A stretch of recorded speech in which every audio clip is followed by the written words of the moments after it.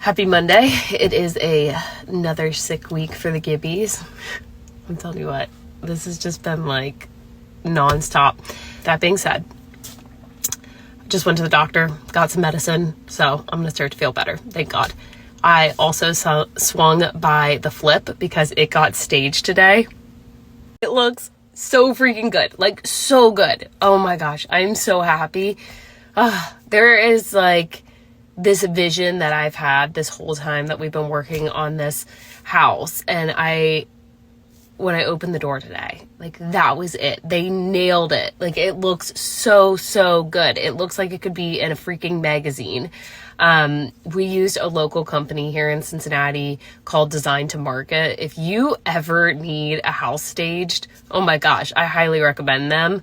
I'm going to share just like a sneak peek because you have to wait for the full reveal. But oh my gosh, I am so freaking excited to show you.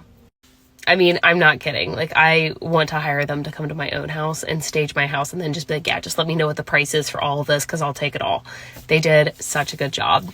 So let me show you a little sneak peek in the next slide.